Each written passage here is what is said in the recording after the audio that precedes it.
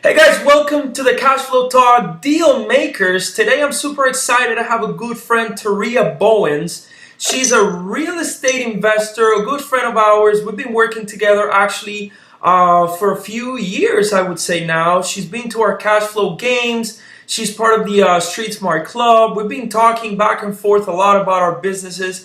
And today I wanted to share her story because it's very cool.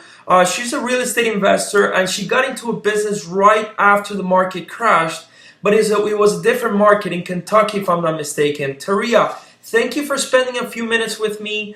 How are you? I'm good. Thank you for inviting me. I'm excited. Awesome, awesome. So, like I say all the time, I'm doing these Deal Makers episodes because I believe that there's true value in sharing experiences about Oh other yeah. people that are making deals happen. That's why I'm calling it Deal Makers. I don't want to interview the gurus and the millionaires. I want to interview people that have a 9 to 5, that are taking one day at a time, that are making deals happen, that are moving the economy. Because I believe that 90% of the people can relate more to people like you and me. Right, So I want right. to share what's raw, what's real, the challenges that we go through, all the situations that we go through in business. So thank you for spending a few minutes with me. I promise it will be short and sweet. No problem. Thank you. So, Taria, your company name is Discover Investments. You're an active real estate investor. In a minute, if you can tell me a little bit about you, who you are, and guys, if you can subscribe to the channel, Cash Flow Talk, where I'm sharing all these valuable information. So don't forget to subscribe below. Taria, 1 minute or just a few seconds, minutes, whatever. Just tell me a little bit about what you are, what do you do, especially your 9 to 5 job, but also how do you handle your real estate? All right. Well, I am Taria, and I've been, like you said, a real estate investor since 2009. I got connected with my mentor. She showed me how to get some properties. But on my day job, I still work. I am a network system engineer, so I work in IT for a company called Vitas Healthcare. So actually, I've been doing that since I've got out of high school. So I've always had a job, and I always work. And I support a building here. A little bit about me. I started my real estate life started when I was 19. I Okay. moved out when I was well. Excuse me, let me take that back. I purchased my first property at 19. That was my first house that I lived in that I still have when Okay. I was 19 years old. So I went through the home buyers program, got my FHA loan, got my good percentage, and I purchased my property. Just quickly going over it. I met my mentor. Always wanted to purchase real estate, but when I go to the bank and then they looked at my debt and how much I made, they told me, you don't qualify. We can't give you no money. Eh, So it was all about connections and who I got connected to and local banks, because I was going to big banks and they're like, girl, you don't qualify for more properties than you got. You don't make enough. You got a car, you got a house, you got to pay bills. You can't qualify. So I'm like, okay. But believe what you say when you ask for something. It was a lady that I worked with in Kentucky. I now live in North Miami Beach, y'all. I'm in North Miami, but all my properties are in Louisville, Kentucky, and that's when I started. But I was telling her, I was like, man, I would love to get into real estate, and then her husband was connected to my mentor, Lori, and she connected me with her, and she showed me how to purchase. I think I had 12 properties that ended up by 2012. wow. So in 3 years, you bought 12 properties? Mm-hmm. That's awesome. Congratulations. What are these type of properties? Are Thank they you. lower income properties or multifamilies or what is it that you purchased? Well, what I got, most of they are residential. Okay. I did have one commercial because commercial is considered. I had a 6 unit apartment, so that's Okay. considered commercial, over 4 units. But I started out with, as soon as I get the first house, at this time I was getting a construction loan, so I had a local bank that was willing to give me the construction money to fix it. And then after a year, they will refinance me. So what I did after I did the construction and I got my money back out of it, I flipped it and did the next one, and did the next one, and did the next one, and did the next one. So these are income properties. They're in pretty decent neighborhoods. I have some in some lower end and some regular residential neighborhoods. So I just kind of flipped it, and she just showed me how to, get the guys, get them flip it, get the construction, mark up the toilets a little bit, mark up the, everything a little bit so I can get my money back out. And I only started, y'all, with $8,000. $8,000. That's it. So with $8,000, a little bit of risk, a lot of energy, and a lot of motivation, and a lot of being willing to learn, you're able to buy 12 properties in 3 years. That's it. Wow. Yep. That's amazing. That's what I call, or what many investors call, the BRRRR method. And what that means is buy, renovate, rent, what is it? Refinance and repeat. And repeat again. Yep. Awesome. And I never even heard that term until the other day, but I was doing it all the time, and I was like, I never heard of this hashtag BRRRR. Yeah, it's like 4 or 5 R's in there. I don't know, but that's the way. That's the exact same way we did it. And if you guys look at other YouTube videos that we share and our experiences, that's the exact way we did it. You actually started with $8,000. We started with no money, no credit, no experience. And I share my story plenty of times. English is my second language, and when I started, it was a challenge for me as well. I also started at 19, 20 years old, and it was a challenge to be, how do you say it, like to share with bankers, or like, yeah, this kid is going to be buying properties, and with buyers, oh yeah, this kid is going to sell me properties, and with sellers, oh yeah, this kid is going to buy properties from us. So it was a challenge, but yeah, it's just, you need a big, huge energy budget, and willing to be open to learn, and wow, that's an awesome experience. So what advice would you give somebody that is saying all the time, I don't have any money, I don't have any credit, I don't have any experience, I don't know how to do this, real estate is for millionaires. I mean, you did it, and I know there's different markets today. Miami's crazy right now. I'm getting into the Detroit market, but I know there's plenty of markets out there. But what is your piece of advice? What would you tell investors, somebody that says, I don't have any money? How would you tell them to start, or what would you tell them to do? Well, to be very, very honest, you have, for one thing, you got to have the determination and know that you want to do this, and you're willing to learn it. And with anything, I say you have to get a mentor. I mean, mentors is the biggest thing. I'm not for spending all this money, like $20,000, $30,000 to invest and learn about it. But you do need to get a mentor, even if you have to serve up under them and help them out and go into, wholesaling, go out and say, hey, look, I don't have the money to start this program, but hey, I'm willing to learn. What can I do? I can do cold calling. I mean, you got to learn from somewhere. So first have that. But then I would say for 2, you do need to work on your credit. You do have to. At the end of the day, even though I started with only $8,000, I still prepared myself for that opportunity. Yeah. Because when that opportunity came, if I was not prepared, it was going to run by. Because my credit at the time, I'm working on that now, but my credit at the time was like 740, 750.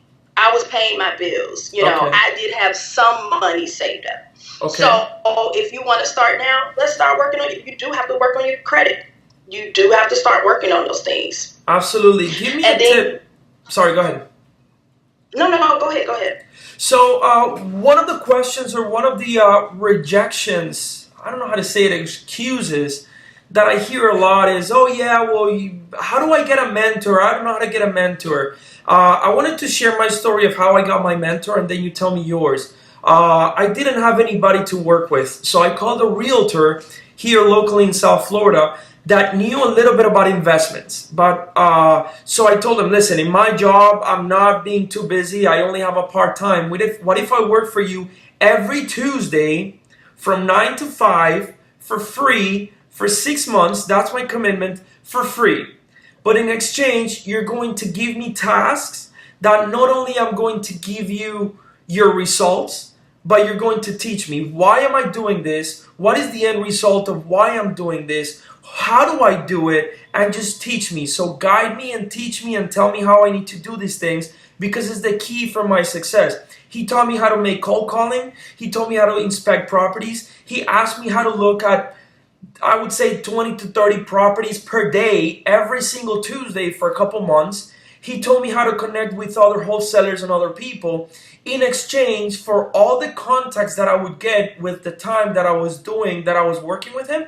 They were his contacts. I could get them as well. I could do a copy paste as well, which I did. Right. But everything that I did was for free. He wouldn't pay me any money.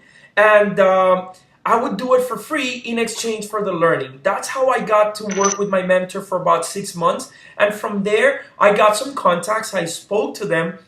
And I started doing the same thing with other people. And I did that for about a year and a half. Since when I was like 17 until I was about 19 when I fully started being an investor. Share with me your story. How did you convince another person that knows what they're doing, that is busy doing deals, that are making things happen? How did you ask them, hey, please mentor me? Because mentoring other people takes a lot of time. And many of them, they do charge money. How did you convince somebody to teach you and mentor you? Well, for me, exactly what you said. Like, if I was in that position, I didn't have any money, any credit to be presentable to the banks or whatever, I will work for it. I will serve. So that is a good idea. But for me, I took out the mentor that I ended up having. Like I said, the employee or the employee that I work with, she referred me to her. I took her to lunch. I paid for lunch, make sure. And I told her, this is what my vision is. This is what I want, an income. I want rentals. I'm looking for residual income. I'm looking for more long-term things. And I told her what I wanted. And I told her where I was at. This is what I have. And she took it on. Now, it was good for her. She didn't charge me, to be very honest, she didn't charge me to mentor me, but it worked out for her because she managed my properties. She was a realtor, so she got a percentage off of every deal. And I looked good to the bank when she presented me. So it was like it was a win-win for her too.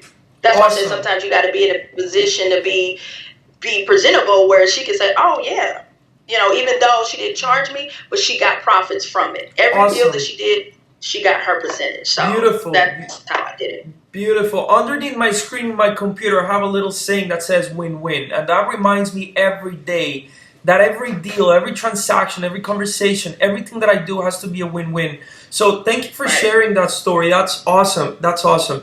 Now, another thing that I wanted to ask you is, I'm doing, in addition to the Wednesdays Deal Makers episodes, I'm doing also on Fridays, I call them Shit Happens episodes on my YouTube channel. And what I'm doing with the Shit Happens episodes is I'm being real about what happens in business. Many people say, oh yeah, business is so easy. If you work for 2 hours a week for 6 months, you're going to be a millionaire like me if you pay me $5,000 to join my club.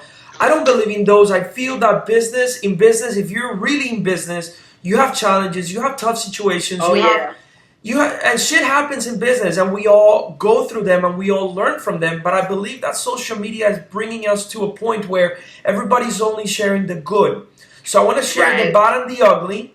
And I want to share, most importantly, what I learned from that. Vacancies, evictions, deals that fall through, bad relationships, fights, title issues with deals that deals don't go through, time lost because of a buyer lied to you or whatever. So every Friday, go onto our YouTube channel called Shit Happens. But to ask you the question, what is the one thing that probably happened to you? What is the one challenge that you can think of? And before we hit record, you were telling me, oh my God, I can go on and on and on about things that happen. Tell me one that you learned from, but most importantly, tell me the story, but most importantly, what did you learn from it? And how did you move on? Okay. Like I said, there's a lot of them, but I'm going to go back to, this had to been, I'm trying to get the exact date. It had to been 3 or 4 years ago. I actually had somebody that tried to sue me. it was a tenant of mine. It was her daughter, I believe. She claimed that she slipped and fell in front of my building. Okay. And yes, I had to get a lawyer. I had to fight it.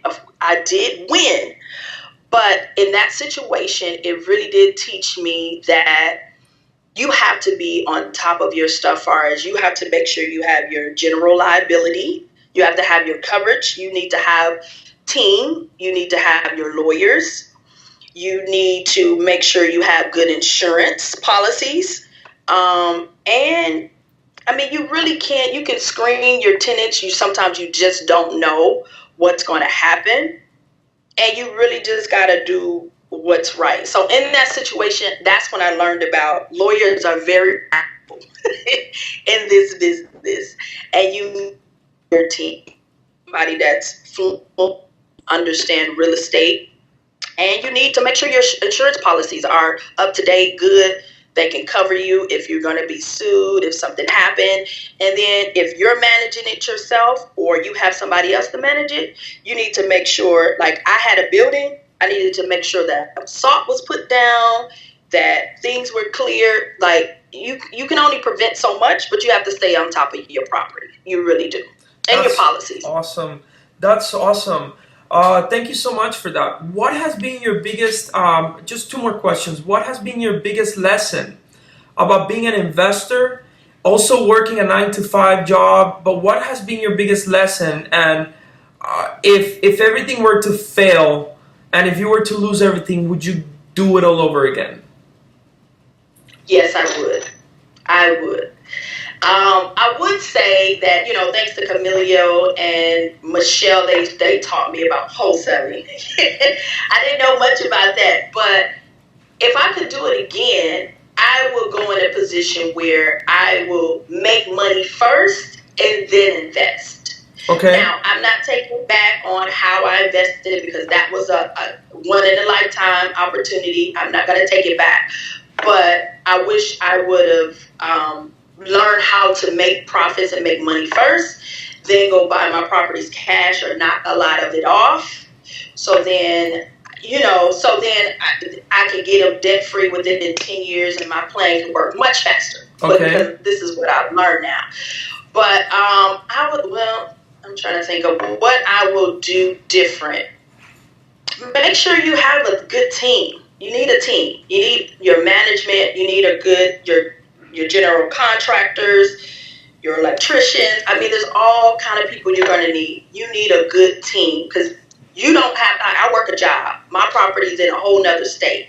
So my team is vital. So for my operation and my business to run, I have to have a good team. So relationships and a good team is important. Very important. Awesome, Teria. Two more questions. I'm very big into personal development, business development, reading, listening to audiobooks. What is the one book that you would recommend me that probably changed your life or changed the way you think? What is the one thing that probably changed your mind that you can recommend to us? A book that changed my mind. I was going to say there's so many books. I would say, to be very, very honest, I'm going to say that sticks out in my mind, Think and Grow Rich. That's one of the books that changed my perspective on how you can make money and how you can use laws and different things. So I'm going to say Think and Grow Rich off the top of my head now that I'm thinking about it. I would say half of the people that I've interviewed have said that book. So it is for a reason. And if you can relate, if you have seen all the other interviews, every investor, every entrepreneur is a reader. So those of you who want to get in business, that's a great way to start. Books are, I would say many of them are free because you can get you can listen to them on YouTube or you can find the PDFs online. Many of them are only $20-25 bucks. Make sure you read. If somebody wants to be in business, make sure you read. Teria, thank you for your time. One last favor to ask you. I asked the viewers to subscribe to the channel below. By the way, if you guys want to connect with Teria on Instagram and Facebook, her handle has been at the bottom of this interview the entire time. at discover_investments. She's a great person. She's here in South Florida. If you want to make some deals happen, talk to this lady. You can connect with her and private message her. But Teria, before we finish, I asked the viewers at the beginning to subscribe to the channel below. I think you've worked with us for a few, I would say for a couple of years now. We've worked together and we've known together. One thing is, if they hear it from me, can you tell them why is it so valuable to subscribe to the Cashflow Talk YouTube channel?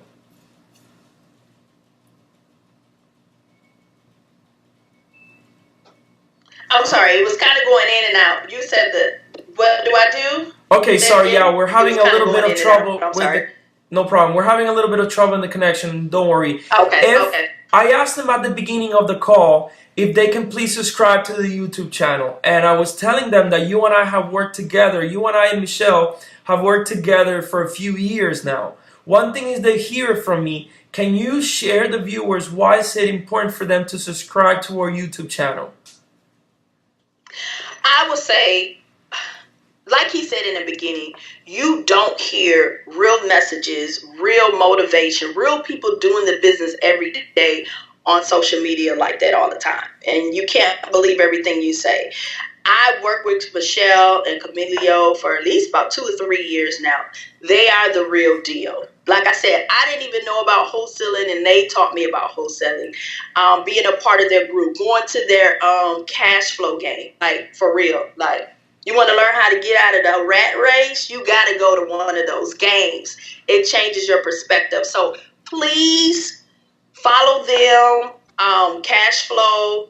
What is it again? They got a lot of videos on YouTube. He's doing a lot of videos now, bringing on other investors, giving you good nuggets on what goes on in real life with with investors. So yes, subscribe. What you waiting for? Thank you, Teria, so much. I told you it was going to be short and sweet. It was definitely short and sweet. Thank you so much for your time. Your story is amazing. I love you. Thank you for being always there when we are doing something, a crazy event, a crazy webinar. Yeah. You're always there for us, always participating. So thank you so much for all that. Thank you for your friendship, and thank you for your time. All right. Thank you. All right. Take care, Teria. Thank you. Okay. Bye-bye.